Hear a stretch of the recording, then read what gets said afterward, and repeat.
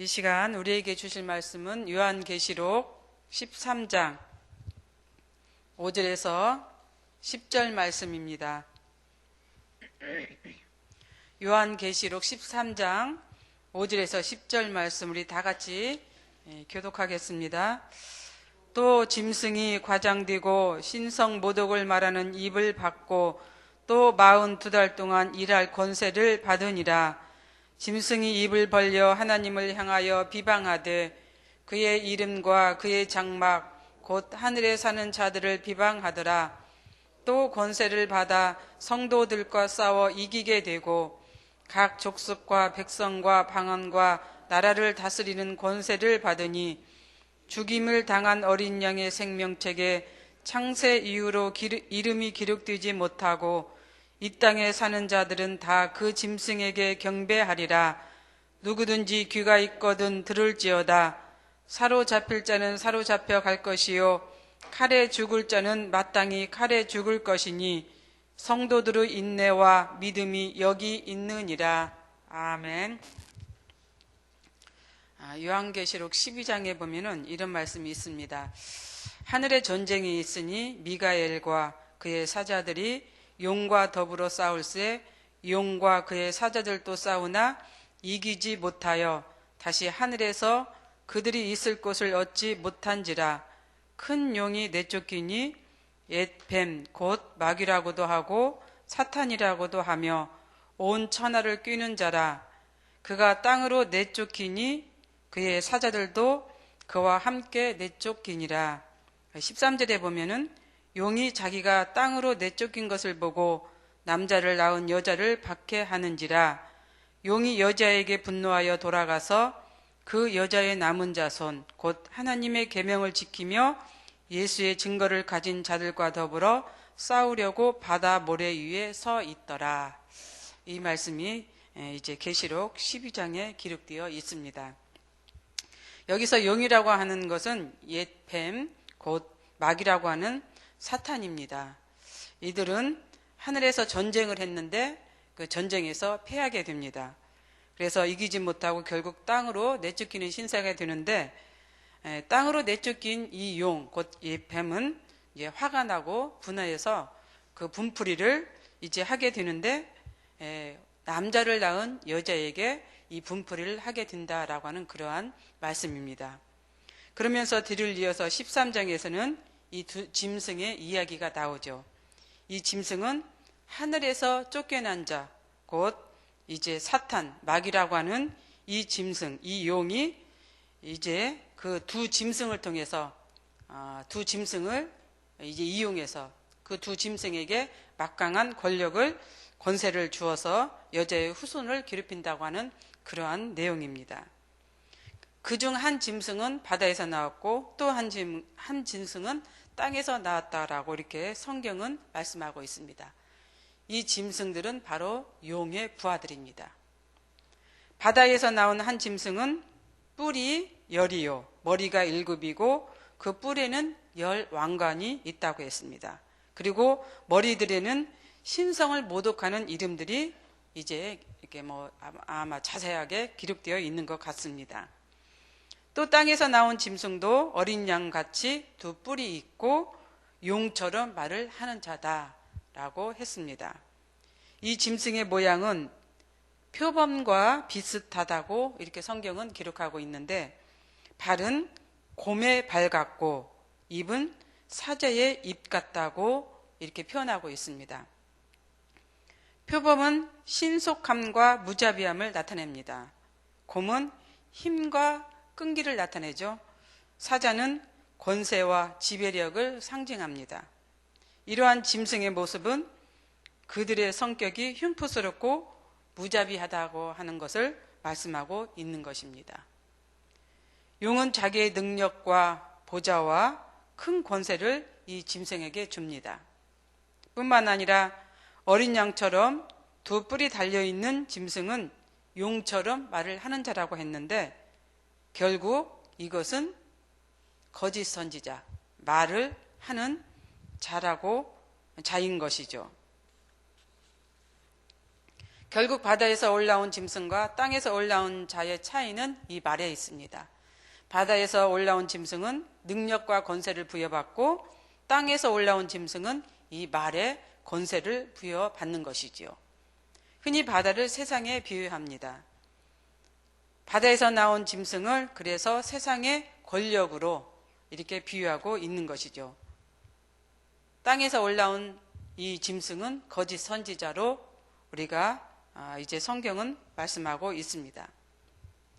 사회의 경제적인 능력과 또 명예와 권력을 통해서 그들은 세상을 지배하려고 합니다. 또 이제 땅에서 올라온 이 짐승은 물리적인 힘으로 또 교회를 억압하면서 이렇게 말로써 이제 성도들을 미혹하는 이러한 역할을 감당하는 것이죠.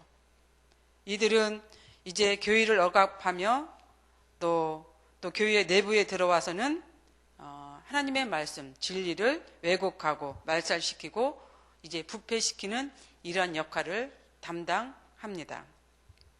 그래서 용과 두 짐승의 관계를 보면 이들의 근원은 용에게서 나온 것을 우리는 알 수 있습니다. 용에게서 그 권세를 부여받아서 일을 하고 있는 것이죠. 주석에 이런 단어가 있습니다. 마귀 삼위일체. 아마 처음 듣는 이야기일 것입니다. 처음 듣는 단어일 것입니다. 우리가 삼위일체 하나님에 대한 그 단어는 들어봤어도 마귀 삼위일체라고 하는 단어는 들어보지 못했을 줄로 압니다. 그러면 마귀 삼위일체라는 어떤 상황을 두고 이렇게 이야기하는 것일까? 용과 두 짐승을 두고 얘기합니다. 두 짐승은 용의 화신입니다. 그래서 형태로는 짐승이지만 그 정신과 행동은 마귀이죠. 그래서 두 짐승과 용이 합세해서 하는 행위들이 일체가 된다고 해서 이러한 이름이 붙여진 것 같습니다.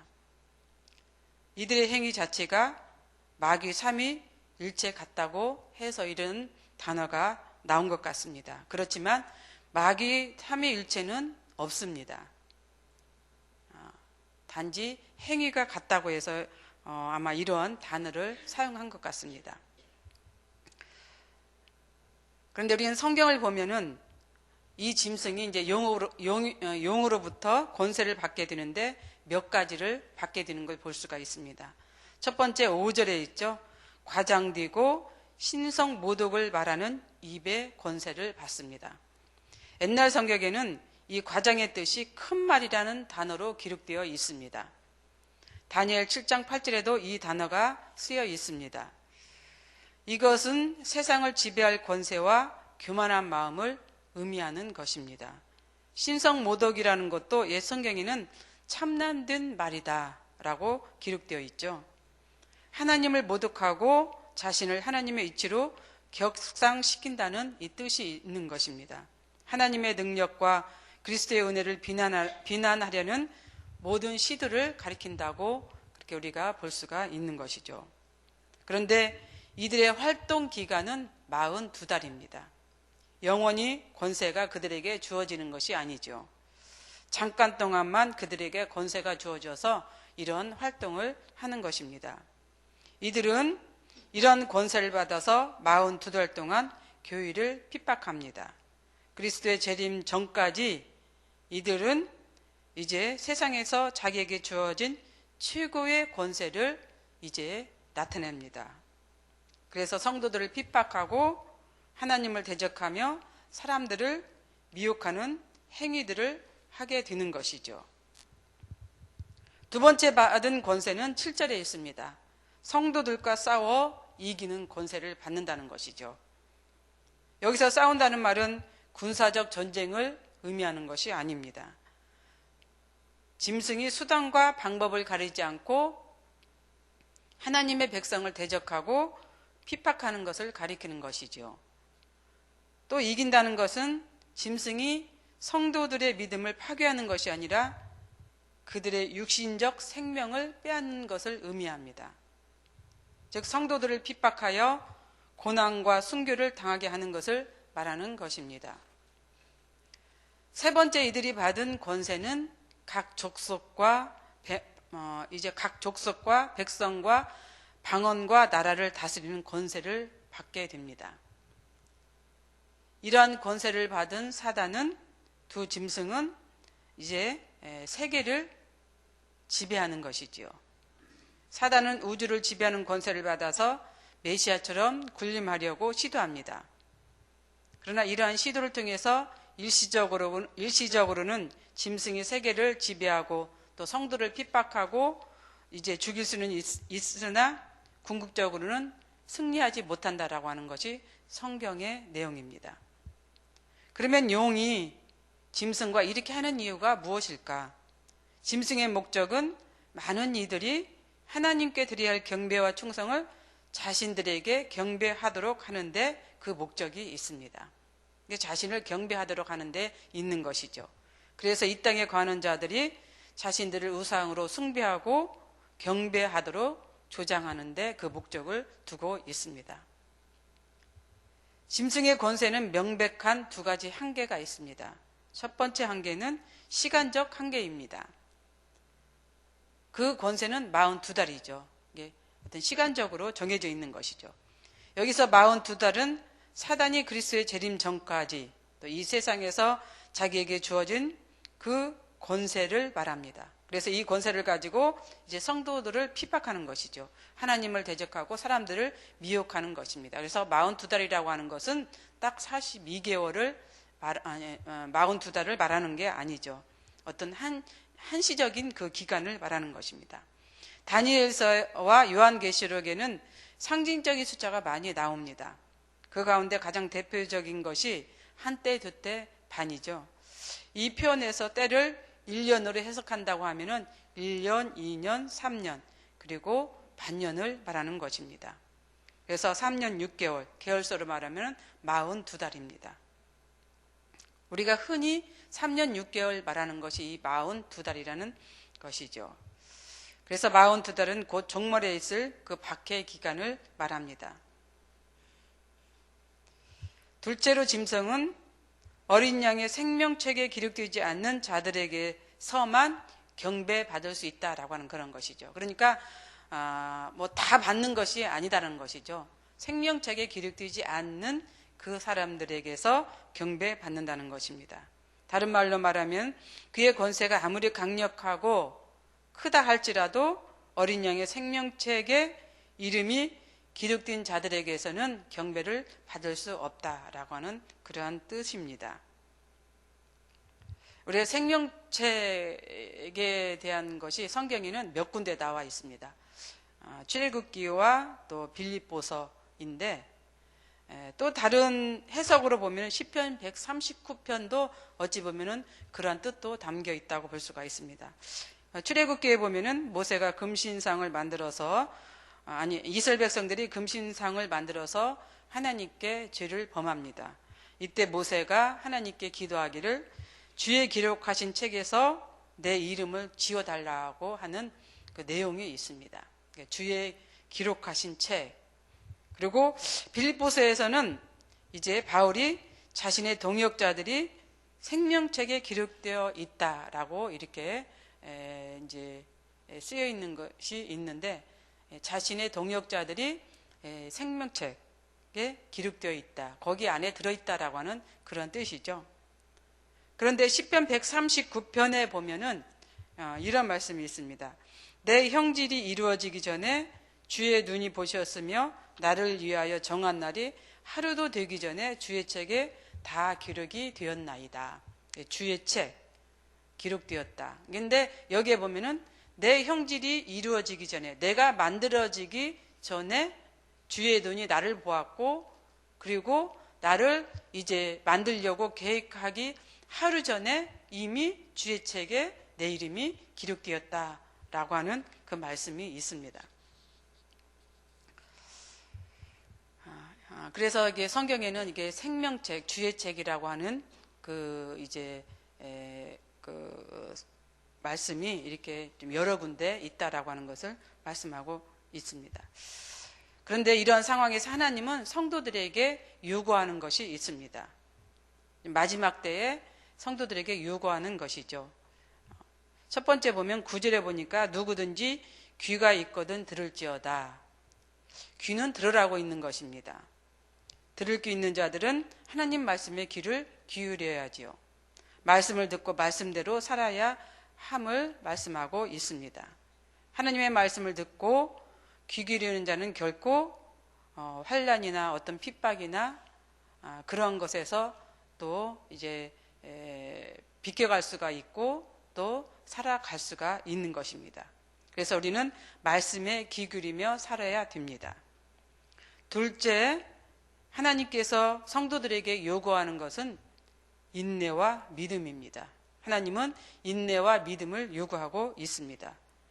인내라고 하는 것은 마지못해서 수동적으로 어떤 일을 견디는 것을 말하는 것이 아닙니다. 그 일에 있어서 자기의 그 일에 있어서 최악의 경우를 받아들이면서 그것을 이제 영광으로 바꾸는 것을 말하는 것이죠. 또한 믿음은 자기 주인에게 대한 최상의 충성을 절대로 포기하지 않는 그 신의를 말합니다. 이게 믿음이라고 하는 것은 우리가 하나님께 대한 믿음을 말하는 것이죠. 하나님을 배반하지 않는 그러한 삶을 말하는 것입니다. 그래서 환난의 때가 되면은 사단이 성도를 핍박하고 이제 이렇게 죽일 것인데, 이러할 때 성도는 믿음과 인내를 통해서 극복해야 한다고 하는 것을 말씀하고 있는 것이죠. 이러한 그 인내와 믿음을 하나님은 우리들에게 요구하고 있습니다. 비단 환난 때만 요구하는 것이 아니라 우리 신앙생활 가운데서도 항상 요구하고 있다고 하는 이 사실을 기억하시기를 바랍니다. 그래서 오늘 말씀에서 주시는 것처럼 우리는 하나님 말씀에 귀를 기울이며 사시고 또 인내와 믿음을 통해서 승리하는 그러한 신앙인들이 되시기를 바랍니다. 기도하겠습니다. 사랑과 은혜가 풍성하신 하나님, 오늘 요한계시록 말씀을 통해서 우리가 이 세상에서 어떻게 살아가야 하는지를 가르쳐주고 있습니다. 악의 세력들은 우리들에게 있어서 세상으로 하여금 나아가도록 요청하고 있습니다. 요구하고 있고 또 그렇게 가도록 인도하고 있습니다. 그렇지만 우리는 그러한 길로 가지 않도록 늘 말씀으로 귀 기울이며 살아가는 저희가 되게 하여 주시옵소서.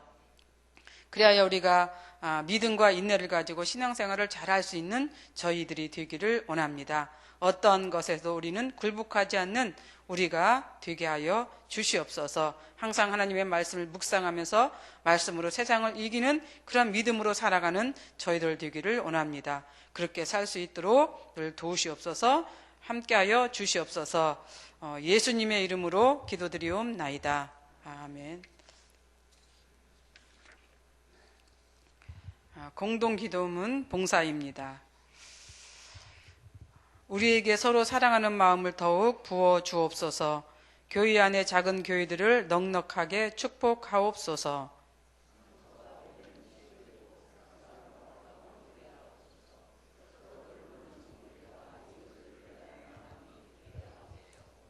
사회의 약자를 끌어안는 신앙적 어머니 공동체, 소외된 계층을 돌아보는 사회적 희망의 공동체, 올바른 가치를 살아내는 정신적 공의의 공동체이게 하옵소서.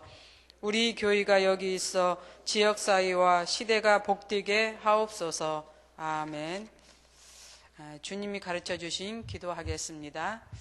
하늘에 계신 우리 아버지, 아버지의 이름을 거룩하게 하시며 아버지의 나라가 오게 하시며 아버지의 뜻이 하늘에서와 같이 땅에서도 이루어지게 하소서. 오늘 우리에게 일용할 양식을 주시고 우리가 우리에게 잘못한 사람을 용서하여 준 것 같이 우리 죄를 용서하여 주시고 우리를 시험에 빠지지 않게 하시고 악에서 구하소서. 나라와 권능과 영광이 영원히 아버지의 것입니다. 아멘. 공동 기도 제목입니다. 지금 들은 말씀이 내 삶으로 이어지게 하옵소서. 주님 오심을 기뻐하는 하루로 시작하게 하옵소서. 2016년을 새롭게 시작하는 사역위에 하나님의 은혜가 가득하게 하소서. 올 한 해 등록한 새 가족들이 믿음의 반석으로 잘 세워지게 하소서. 올 한 해 우리 교회에서 행한 사역들의 열매를 축복하옵소서. 온 가족이 믿음과 사랑과 소망으로 든든히 서가는 축복된 가정이 되게 하옵소서. 정치, 경제, 사회가 안정되며 평화로운 나라가 되게 하옵소서. 이 시간 또 공동 기도 제목과 또 여러분들이 가지고 오신 기도를 하나님께 올리신 후에 삶의 자리로 나아가도록 하겠습니다. 기도하겠습니다.